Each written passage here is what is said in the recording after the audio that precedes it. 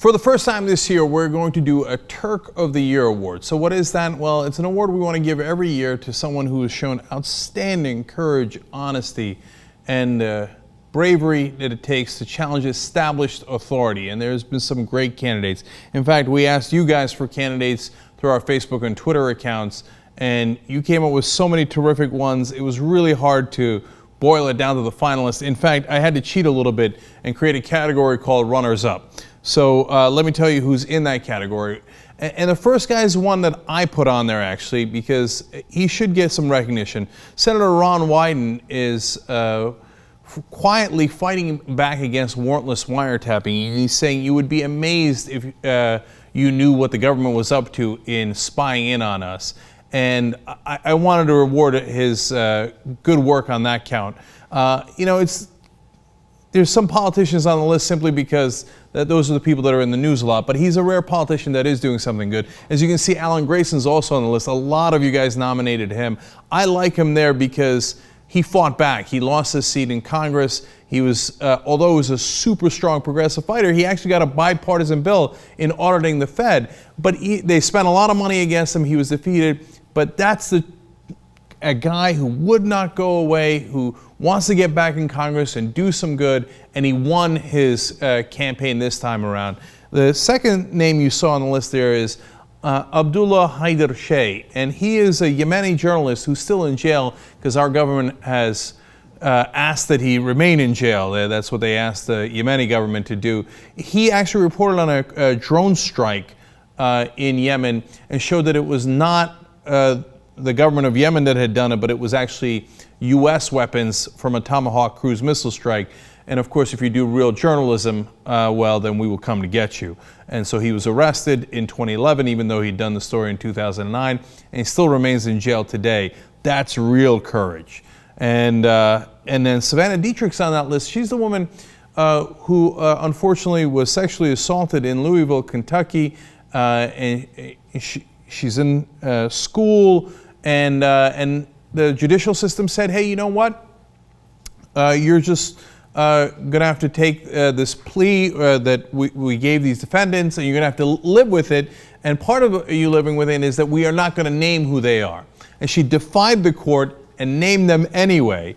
There was a battle over it, and ultimately she won because she said, look, I'm not going to be victimized again. Again, young courage, fighting up to others, and to establish authority. That's exactly what we're looking for here. Now, those are the runner-ups. I want to give you the finalists. These are the four people that people sent in the most often, and I agree with. So number one on the list was Bradley Manning. When we did a poll, he actually came in a clear number one. The only reason not to pick Bradley Manning this year is that he didn't do his act of courage this year, although simply persevering through what the U.S. government has done to him in prison is an amazing act of courage as well. But I certainly understand why people put him on that list. Malala Yousafzai is number two. She's a young Pakistani girl.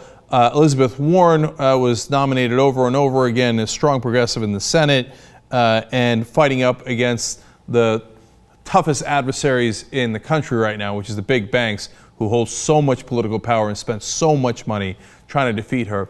Glenn Greenwald was mentioned by a couple of people, and I really like that selection as one of our finalists. Now, he's a journalist as well, but he, I believe, is really the Noam Chomsky of our generation. I know that's strong words, but I think he's really earned it. Time and time again, pointing out the hypocrisy of the government, the media, being absolutely fearless about it, and some of just the best reporting there is literally in the world, if you ask me. So now the person I didn't spend a lot of time on is Malala. That is because she is our winner. She is the Turk of the Year, and I want to tell you a lot more about her now. She started blogging for the BBC anonymously when she was 11 years old. She was living under an area of Pakistan that was Taliban controlled. The Taliban had already attacked hundreds of school buildings. So that's not theoretical. So for some of us that are comfortable here in the US, you know, it's easy to be a tough guy in your studio.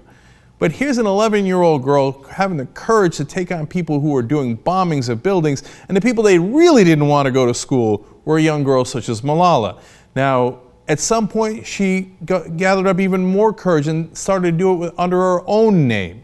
And then people started to recognize her for her courage, and she's won Pakistan's first National Youth Peace Prize. She was nominated for the International Children's Peace Prize by Desmond Tutu, and she's even being considered for Nobel Peace Prize now. A lot of people are putting out a campaign to nominate her. So she's won and is being considered for far greater awards. But we wanted to give it to her because I just cannot imagine greater bravery than that. And if you don't know the story, it has just a heart-wrenching ending. And luckily, it's not the end of the story for her life overall, because she's got so many great things ahead of her. But in October of 2012, a couple of thugs from the Taliban came over to where she was going to school, and they asked the girls, "Who is Malala?" And when they pointed her out, they shot her in the head. It went through her head, into her neck. I don't know how, but if you believe in God, miraculously, she survived. And so she's being taken care of now in a hospital in the UK. We're going to give her a plaque. It's a tiny thing, but the best we can do. And we want to fly her and her family out to LA whenever she's can do it, and we'd love to interview her and then give her the prize in person as well.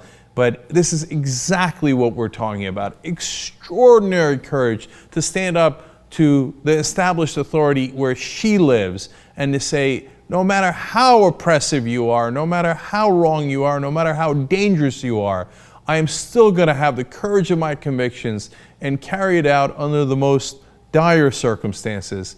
And I only wish that I could have a scintilla of the courage that Malala Yousafzai has. So I'm really proud to announce her as our first winner of Turk of the Year. And we look forward to many more in the ensuing years. But Malala, our hats are off to you, and thank God she's okay now.